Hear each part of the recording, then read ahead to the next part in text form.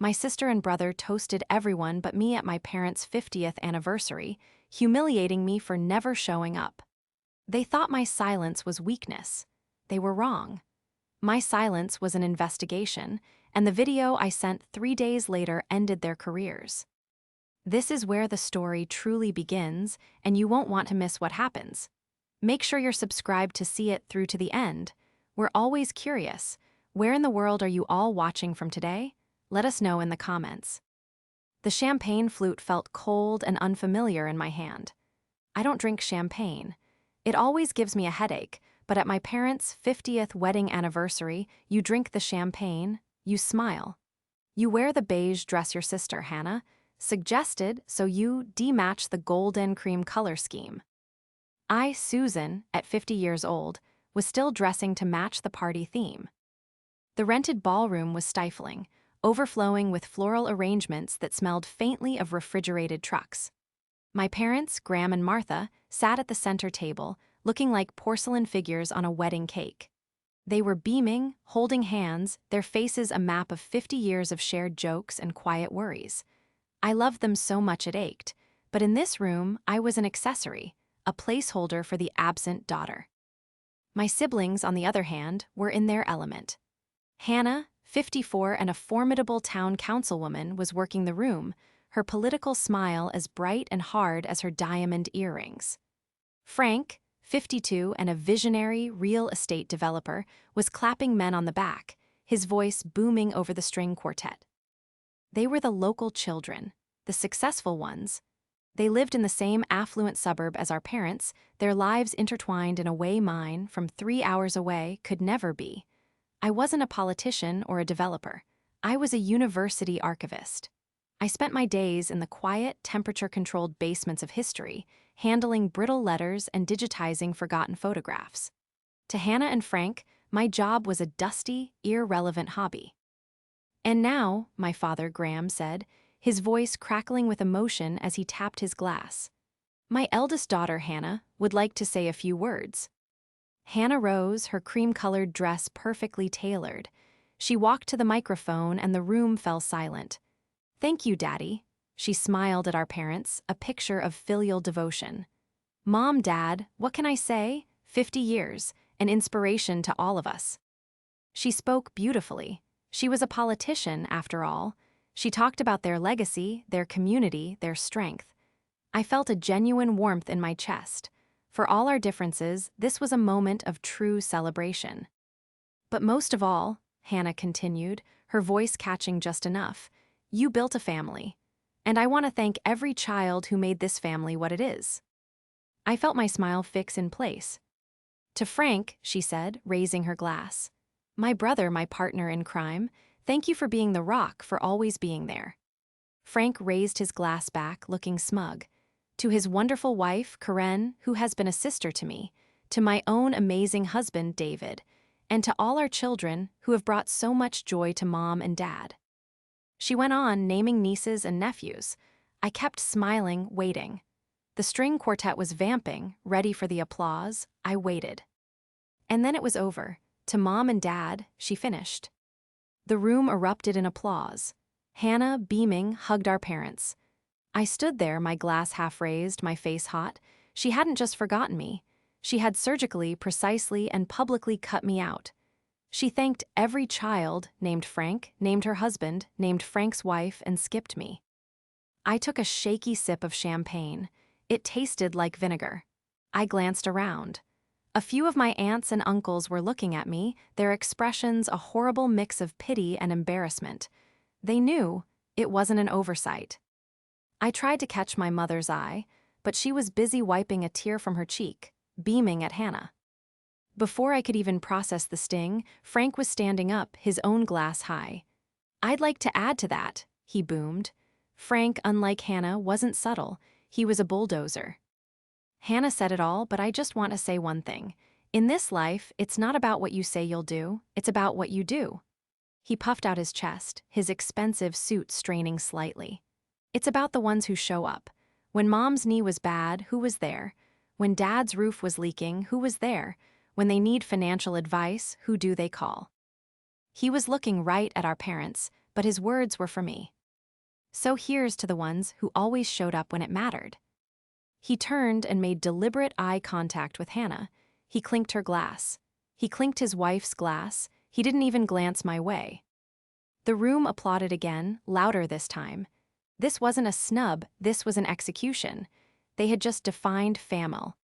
Why ends mattering, and I was not included in either definition. I felt a strange, cold calm settle over me. The heat in my face vanished. I looked at Hannah, the perfect councilwoman, and Frank, the big-shot developer.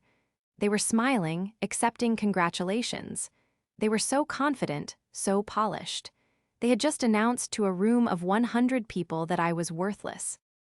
I picked up my fork and took a bite of the lemon raspberry cake. It was delicious. I laughed along with a joke my uncle told, my face a mask of pleasant neutrality. I finished my cake, folded my napkin, and stood up. My mother finally saw me. "Susan, dear, are you leaving already?" "It's a long drive, Mom," I said, kissing her on her powdered cheek. "It was a beautiful party. You look stunning." I hugged my father, who was deep in conversation with one of Frank's investors. "Happy anniversary, Dad." "Thanks, Susie," he said, patting my arm absently. "Thanks for showing up." The irony was so thick, I could barely breathe. I walked out of the ballroom, my heels clicking on the marble floor. I didn't look back. They thought they had won. They thought they had finally, officially, made me the ghost I'd always been to them. But in my purse, my phone was heavy. It wasn't just a phone, it was an archive, and they had just given me the final piece of metadata I needed. The public humiliation was the final piece of the puzzle, the one that confirmed the private betrayal was far deeper than I could have ever imagined. The 3-hour drive home was a blur of highway lights and talk radio. The silence in my little sedan was a roaring vacuum compared to the forced cheer of the party. The humiliation didn't fade. It crystallized. It settled into a cold, hard knot in my stomach. Frank's words echoed in my head. "Here's to the ones who always showed up." I gripped the steering wheel, showed up.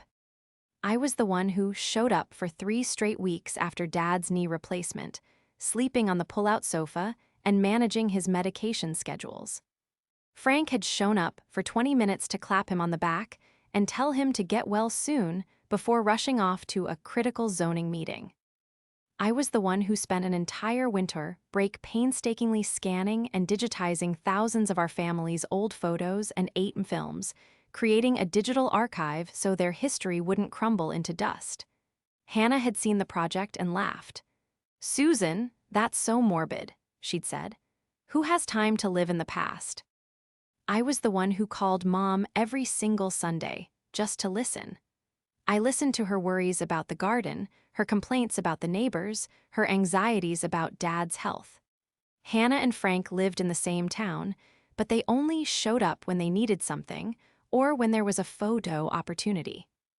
But I was the absent one, the quiet archivist, the one who lived 3 hours away, the one who didn't make them look good.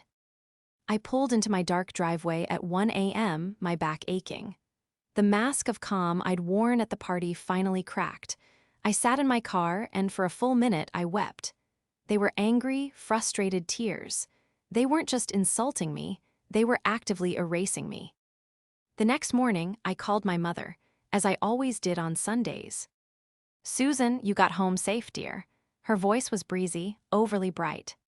"I did, Mom. It was a late night."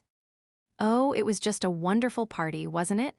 Hannah did such an incredible job, all those flowers, and Frank was so generous, picking up the champagne tab. They're such good kids." My stomach tightened. "Mom, about Hannah's speech." The line went quiet for a beat. "Oh, that," she said, her voice instantly changing. It became guarded, defensive. "Susan, dear, Hannah was just so emotional. You know how she gets flustered in front of a crowd." "Flustered," I said, my voice dangerously calm. "She's a politician, Mom. She speaks in front of crowds for a living. She named Frank's wife." "Well, Karen is very involved in the community." "And Frank's toast, the ones who showed up, you didn't find that, pointed." "Susan, please," she said, and now she sounded genuinely distressed. You're twisting things. You know they didn't mean it like that. You've always been so sensitive. And you are far away, dear. It's not a criticism, it's just a fact. They handle the day-to-day. This was the narrative, the one they had so carefully built. I was sensitive. I was far away. They were handling things.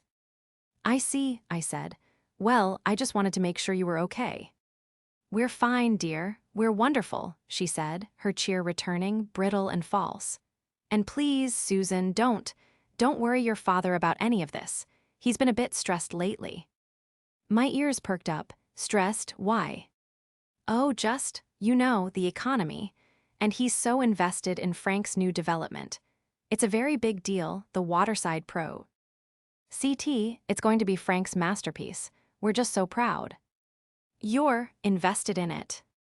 "Yes, dear," she said impatiently. "Graham and Frank handle all that. It's smart estate planning, they say, way over my head, and certainly nothing for you to worry your little head about." My blood ran cold. Nothing for you to worry your little head about. "Right," I said, "of course. Well, I'm glad you had a good time." I hung up the phone. The humiliation from the party was gone, replaced by a chilling, razor-sharp clarity. They hadn't just insulted me, they were using me. My absence, my sensitivity, my dusty job, it wasn't just a family joke. It was a strategy. It was the cover they needed to paint me as the unstable, out-of-the-loop daughter who wouldn't understand. My mother's defensive tone, her rehearsed-sounding excuses, her immediate pivot to Frank's masterpiece. It was all connected. They were so busy painting me as the absent one, the one who didn't get their world of politics and big-money real estate. But they had forgotten one crucial thing. They had forgotten what I do for a living. I don't build things, I find them. I don't charm crowds, I cross-reference facts. I am a university archivist. And I am very, very good at my job. My bitterness, as Hannah liked to call it, wasn't born from jealousy. It was born from observation. I was the family archivist in every sense, the one who remembered everything. I remembered Frank's first business, a high-end landscaping company that went bankrupt 15 years ago. I remembered my father, Graham, sitting at the kitchen table, his checkbook open, his face gray. "Just to get him back on his feet, Susie," he'd whispered to me, as if ashamed. "We don't need to tell your mother the full amount." I remembered Hannah's first run for town council. She'd cried to our mother, Martha, that she couldn't compete with the big money boys. Mom had quietly loaned her a substantial sum, which Hannah claimed was for brochures and yard signs. It was a strange coincidence that a week later, Hannah was driving a new luxury sedan and wearing a wardrobe that was suddenly, dramatically, more political. I never asked for anything. I was proud of that. I'd put myself through graduate school on scholarships and TA stipends. I bought my own small condo. I built my career on my own merits, meticulously, quietly. My independence, I realized, wasn't just a point of pride, it was a convenience for them. The less I asked for, the less I was entitled to know. Hannah, the councilwoman, was a master of a specific kind of public-facing kindness that was paper-thin. Her social media was a carefully curated performance of community. Here she was, cutting a ribbon at a new park. Here she was, ladling soup at a homeless shelter. Here she was, posting a blurry, decade-old photo for Family Fridays, usually one where I was conveniently cut out of the frame. When we were together, her compliments were always backhanded. "Oh, Susan, you're so lucky you don't have to deal with the pressures of public responsibility. It must be so peaceful to just be in your library." She dismissed my life's work as if it were a nap. Frank was different. He was all flash and volume. He was the visionary who was building the future of their town. He wore expensive watches and drove cars that seemed too loud for a residential street. He treated me with a sort of boisterous pity. "Still in the library, Sue? Good for you, sticking with it," he'd say, patting me on the head as if I were a child. Me, I gotta be out there making things happen. Big risks, big rewards. But I, the archivist, noticed the details they overlooked. I noticed the way Frank's smile never, ever reached his eyes. I saw the constant, nervous tap of his expensive pen against his phone. I noticed that for a man building the future, he was always at our parents' house around the first of the month. The party wasn't the beginning of my suspicion. It was the confirmation. The real investigation had begun 6 months ago, with a single piece of mail. I had been at my parents' house, helping my dad sort through his old U.S. Navy records for a reunion.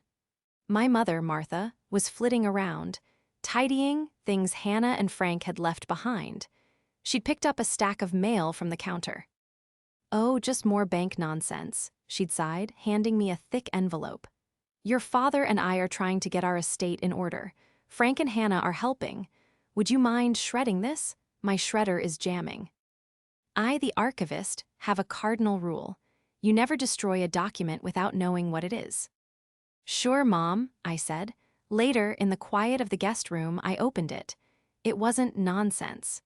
It was a quarterly statement for a newly opened investment account. It was tied to an LLC I'd never heard of, Waterside Properties. The statement was alarming.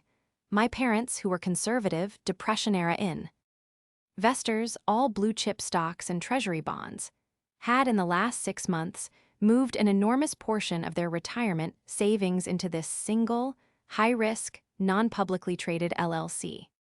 I felt a familiar itch, the one I get when a timeline doesn't add up. I did a preliminary search. Waterside Properties LLC was registered to a P.O. box. The registered agent? Frank. I'd tried to ask my father about it. "Dad, I saw a statement for a waterside fund. That seems pretty aggressive for your portfolio." Graham had become immediately, shockingly defensive. "Frank is handling it, Susan. It's a land deal, incredibly secure. It's for the family, estate planning." "What kind of land deals?" "Complicated," he'd snapped, in a way he never snapped at me. "Hannah's involved too, on the town side, making sure the zoning is all above board. It's a family project. Honestly, it's best you don't worry about it. Frank said it's complex." "I see," I'd said, "a family project." That was 6 months ago. 6 months of being told I wouldn't understand. 6 months of watching my parents, who used to travel, suddenly tightening their belts because their money was tied up in the investment. 6 months of watching Frank drive a new car and Hannah host another lavish political fundraiser. The toasts at the party. They weren't just insults. They were a victory lap. They were celebrating their success at not only funding their lifestyles with my parents' life savings, but at successfully branding me as the one person in the family who had no right to ever ask about it. They thought I was the absent one. In truth, I was the only one watching. The anniversary party was the catalyst. Their public declaration of my irrelevance was a tactical error. It was the green light. They didn't just hurt my feelings, they confirmed I was a nonentity to them, a ghost. And ghosts can move through walls. I returned to my job at the university archive, but I was now leading a double life. By day, I was Susan, the mild-mannered archivist, helping students trace 19th century genealogical records. By night, I was on my home computer, deep in a different kind of archive, the one I was building on Hannah and Frank. My clever trap wasn't a single document. It was my brain. It was my methodical, obsessive, professional-grade research skill. They saw a dusty librarian. They forgot that my job is to find the truth, organize it, and preserve it. I started with Frank's masterpiece, Waterside Properties LLC. I used the university's access to LexisNexis and other deep web databases that the public doesn't even know exist. I wasn't just Googling. I was pulling public filings, zoning applications, and county assessors' records. The picture that emerged was terrifying. Waterside Properties wasn't a groundbreaking development. It was a swamp. It was a 40-acre parcel of undesirable, flood-prone land that Frank had bought at a deep discount. His vision was to get it rezoned for high-density condos, which would make it worth a fortune. But the town planning board had already rejected his zoning application. Twice. I kept digging. I started looking at county court records, and there it was. The investment wasn't for building, it was for bleeding. Frank's LLC was drowning in debt. I found 3 separate mechanics liens filed against the property from an excavation company, a surveying team, and an engineering firm. They hadn't been paid, totaling over $200,000. I then went to my parents' house one last time under the guise of helping them with their will, an offer Hannah had laughed at. "Good luck, Sue," she'd said. "Dad's files are a mess." They were a mess, and in that mess I found what I needed. I borrowed 3 years' worth of their bank statements. Back in my own home office, I built a timeline. It was meticulous. June 10th, Dad transfers $100,000 from his retirement account to Waterside Properties LLC. June 14th, the $80,000 lien from Apex Excavation is marked as satisfied in the county court. September 1st, Mom sells a portfolio of her blue-chip stocks. $150,000 is transferred to Frank's LLC. September 3rd, the $120,000 lien from Johnson Surveying is satisfied. October 5th, Frank's zoning application is rejected for the second time. October 20th, Dad takes out a home equity line of credit. $75,000 is transferred to Frank. November 1st, I find a credit card statement for Hannah. A $15,000 charge for a gala event planning service. November 2nd, I find a corresponding transfer from Frank's LLC account, which is full of my parents' money, to Hannah's personal checking account for $20,000. The memo line, campaign loan repayment. My hands were shaking. This wasn't an investment. This was a rescue operation. Frank was using our parents' life savings as his personal slush fund to pay off the debts on his failing project. And Hannah was in on it, taking loans from EPOT to fund her political ambitions and lavish lifestyle. They weren't just showing up, they were cashing in. I needed one final piece, the human element, the proof of intent.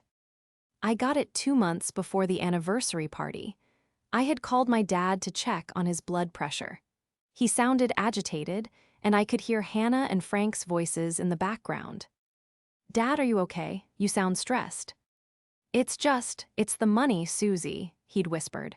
"Frank needs another draw, and Hannah says the town it's complicated." Suddenly, his voice became distant.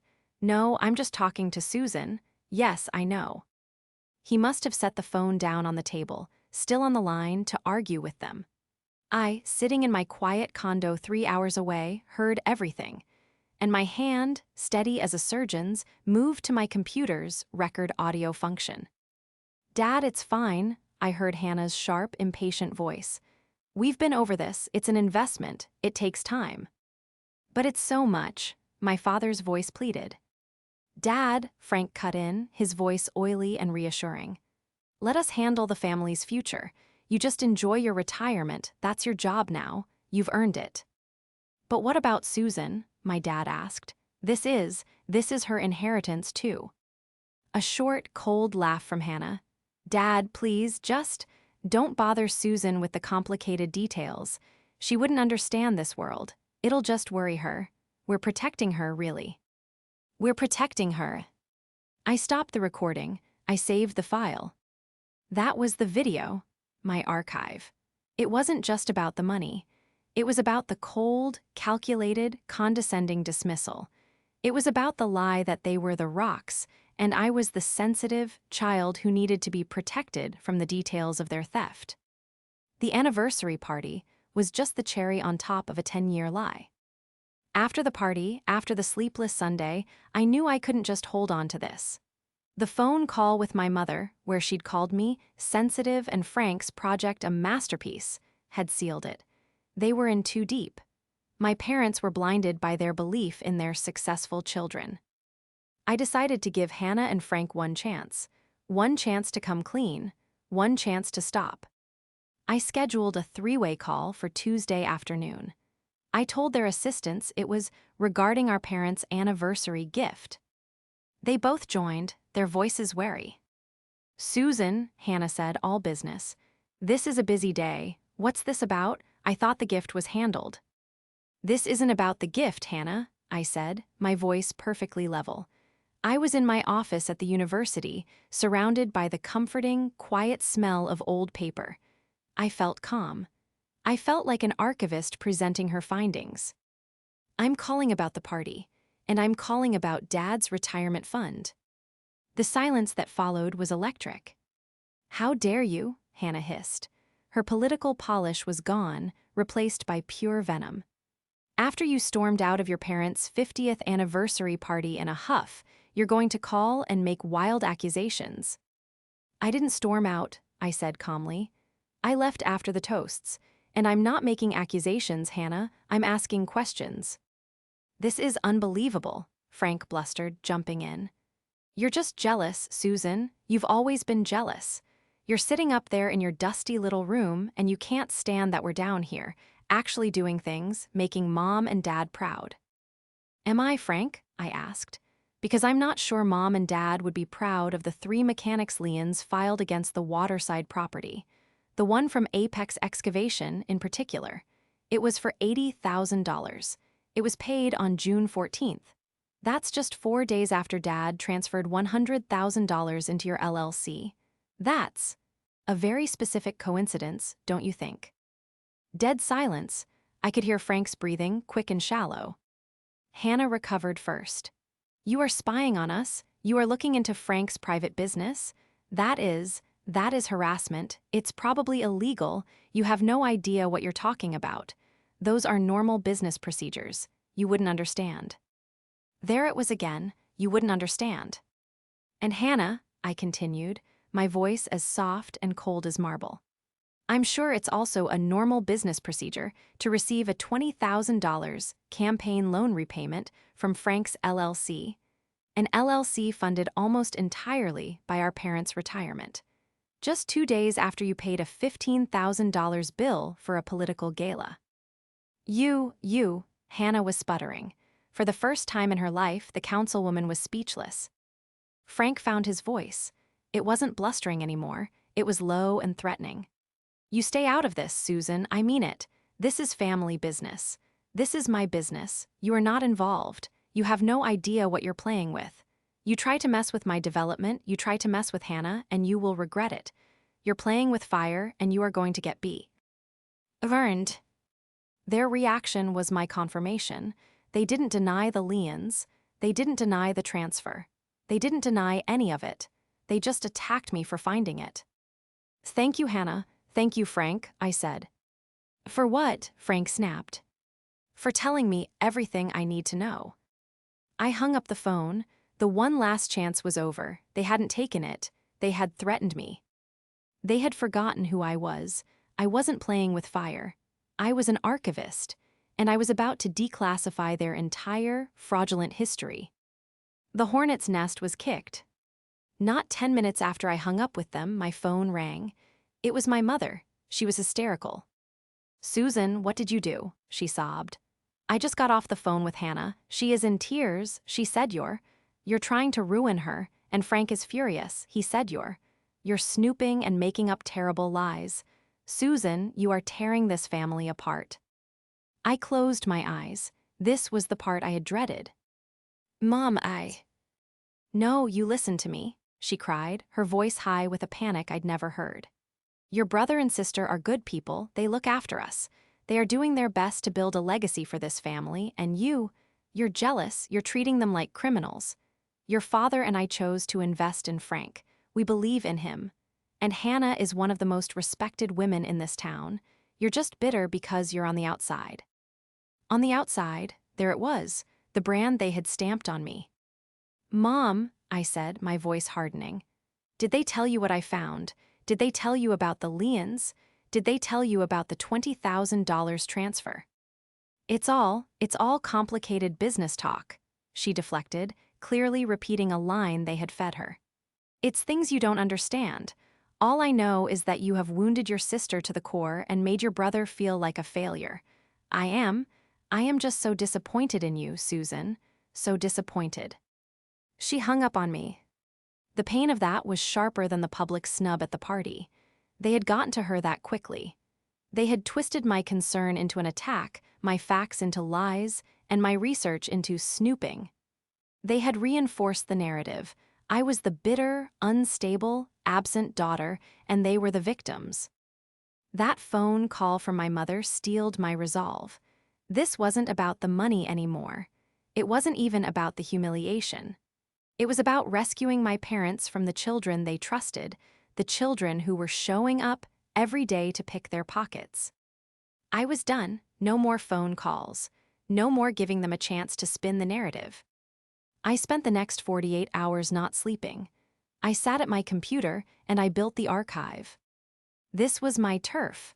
I didn't just throw documents into a folder. I created a password-protected website. I built a digital presentation. It was methodical, undeniable, and clean. Page 1, a clear, simple timeline. On the left, every bank transfer from Graham and Martha to Waterside Properties LLC. On the right, the corresponding dates of Frank's lien payments, his personal credit card bills, and the transfers to Hannah. I totaled the amount at the bottom, $814,250. Page 2, a simple link. Public Records, Waterside Properties LLC. It led to the scanned, highlighted copies of the 3 mechanics' liens, the county assessor's report on the swampland value, and the 2 official rejections of the zoning application. Page 3, a simple link. Public Records, Hannah's campaigns. It showed the transfers from Frank's LLC directly to Hannah. It also showed the public donation records for her campaign, which were clean, proving the money from Frank hadn't gone to the campaign, but to her. I cross-referenced it with the gala payment, the new car lease. Page 4, the last page, I embedded the audio file. I titled it, Protecting Susan, MP3. I reviewed it one last time. It was perfect. It wasn't an accusation. It wasn't an attack. It was just the truth, an archive of the facts. It was 3 days after the anniversary party, Wednesday. I opened my email. I typed in the addresses. To Graham, Martha, BCC, Hannah, Frank, and the 10 key extended family members who had been at that party. The aunts and uncles who had watched me be humiliated. Subject, the family legacy. Body. Dear family. At the party on Saturday, we toasted to showing up and to the legacy of this family. You were right, those things are important. I was dismissed for being absent, but it seems I was the only one paying attention. For the past several years, a different kind of legacy has been under construction.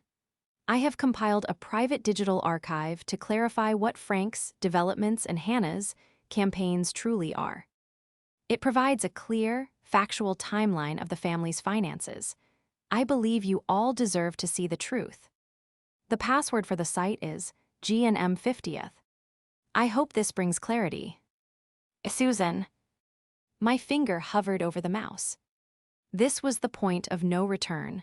They had called me sensitive, jealous, and bitter. They had called me an outsider. They had never once called me meticulous. I click send. The silence after I hit send was the loudest sound I'd ever heard. I closed my laptop and walked into my kitchen to make tea. My hands were perfectly steady. I had presented my findings. The archive was now open. It took 22 minutes. My phone, sitting on the counter, began to vibrate so violently it skittered across the granite. It was my Aunt Margaret, the one who had given me that look of pure pity at the party. I picked up, "Hello, Aunt Margaret." "Susan," she said, her voice was a hoarse whisper. "Susan, I opened your email. Oh, my dear girl, that audio file, that's Graham's house. That's Hannah's voice." "Yes, Aunt Margaret." "And the bank records. Is this true, Susan, all of it?" "Every document is pulled from a bank statement or a public county record," I said. "It's all verifiable." "Oh my goodness," she breathed. "Those children, oh, Graham and Martha." Before she could finish, another call beeped through. It was Frank. I told my aunt I had to go. I switched to his line. I didn't even get to say hello. "You're finished," he screamed. The sheer animal rage in his voice made me pull the phone from my ear. "You're done. I will sue you. I will sue you for slander. For libel, this is illegal. You recorded us. You're a dead woman, Susan. You've ruined everything." I waited calmly for his tirade to run out of breath. "Hello, Frank," I said. "Is it illegal, or is it just true? Are the bank statements illegal? Are the public liens from your contractors illegal? Good luck suing me for your own accounting. Do not call me again." I hung up. My phone immediately rang again. Hannah. I let it ring 3 times, then picked up. She wasn't screaming. She was crying. But they weren't the tears of remorse I'd heard my mother describe. They were the cold, terrified sobs of a politician whose career had just evaporated. Susan, you have to take it down," she wept. "You have to take the website down. Now, the entire family saw this. Aunt Margaret, Uncle Paul. Susan, you don't understand what you've done. My reputation, my donors, my race. You have to fix this." "There's nothing to fix, Hannah," I said, my voice empty of emotion. "It's just an archive of the facts. You built your reputation on Mom and Dad's retirement fund. It's over." You monster," she whispered. "You were always a jealous, bitter little snake." "And you," I replied, "were always the one who showed up. Goodbye, Hannah." I hung up. The digital showdown was complete. The aunts and uncles were now witnesses. Hannah and Frank were exposed, but there was only one call that mattered. It came an hour later. My phone buzzed and I saw Dad on the screen. My stomach clenched. This was it. I answered, "Hi, Dad." He was silent for so long I thought the call had dropped. I could hear his shallow breathing. "Susie," he finally said. His voice was thick, broken in a way I'd never heard. Your mother is just sitting on the sofa. She hasn't moved for an hour. She just stares at the wall." I waited. "I watched the whole thing, Susie," he whispered. I listened to the audio, the part where I asked about you." His voice cracked. "She said, Hannah said she was protecting you. "I know, Dad." "All that money, Susie," he choked out, and now he was openly crying. "All our savings, we thought. They told us, Susan, they promised us. It was the family legacy. Frank's masterpiece, Hannah's future, and we were so proud." "I know," I said, and my own voice finally broke, not with sadness, but with the overwhelming relief of being, for the first time in my life, heard. "I know what they told you. I know you were proud." "You," he said, his voice dropping, "you were the only one, the one I pushed away, the one I told. I told you that you wouldn't understand. God forgive me, Susie. You were the only one who wasn't showing up for the wrong reasons. You were the only one who was actually protecting us." The spell was broken, not by yelling, not by a confrontation at a party. It was broken by the quiet, undeniable truth delivered by the daughter they thought was too absent to notice. The fallout was immediate and catastrophic. The public showdown I had engineered wasn't a single explosion. It was a fire that spread through the entire family network. Aunt Margaret, it turned out, was married to Uncle Paul, who was a retired lawyer. The extended family, armed with my undeniable digital archive, did not stay quiet. Hannah's political career imploded first. The rumor of her financial impropriety, now backed by bank statements and audio recordings circulating among the town's most established families, our family, was a scandal she couldn't spin. Her donors vanished overnight. Facing a formal ethics investigation by the town, she was forced to withdraw from her upcoming election. Her reputation as the golden child was permanently tarnished, replaced by that of a common thief. Frank's house of cards collapsed just as quickly. With my parents' money tap turned off, he couldn't service the massive debt on the waterside swamp. The contractors he'd been holding off went straight to court. His LLC went into immediate foreclosure, but it was worse than that. My parents, guided by Uncle Paul and a new, independent forensic accountant I had found for them, were suing him. The accountant confirmed that my findings were 100% accurate. In fact, I had missed a few smaller transfers. Frank was facing a lawsuit from his own parents to recover what little was left. He was ruined, socially and financially. I drove to my parents' house that weekend. I hadn't been invited, I just showed up. The house felt different. The air was heavy. I found my mother in the kitchen, not tidying, but just staring into the garden. We believed them, Susan," she whispered as I walked in. She didn't look at me, she was so deeply ashamed. We wanted to believe them. We loved the idea of them being so successful, so close. And we were so awful to you. We made you the villain because you weren't part of the fantasy. My father walked in and just put his arms around me. He didn't say anything, he just held me, his shoulders shaking.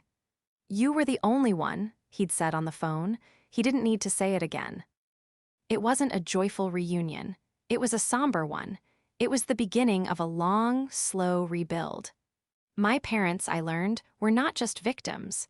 They had been willing participants in the lie because it made them feel good, and I had been the scapegoat. I, the archivist, started a new project. I sat with my dad and the accountant, and we began the painstaking work of archiving their real finances, securing what was left, and creating a new, ironclad estate plan. One that I was now the sole executor of. The legal battles would be long. Hannah and Frank were now, truly, the absent children. They were pariahs not just to our parents, but to the entire extended family. I ended up back in my quiet archive at the university, surrounded by the scent of old paper and history. I was at peace. My phone rang on my desk. It was my dad. "Hi, Dad." "Hi, Susie," he said. His voice was lighter than it had been in years. "Just calling to say hello. I'm reading that history book you sent me about the local logging industry. Fascinating stuff. I had no idea." "I'm glad you like it, Dad." "I do," he said. "Your mother says hello. She's in the garden. She's planting roses." We talked for another 10 minutes about the weather, about a new exhibit at my university, about the book. A normal, simple, quiet call. I hung up, a small smile on my face. I was no longer the absent daughter. I was no longer the one on the outside. I was just their daughter, the one who, in the end, had saved their history by archiving the truth.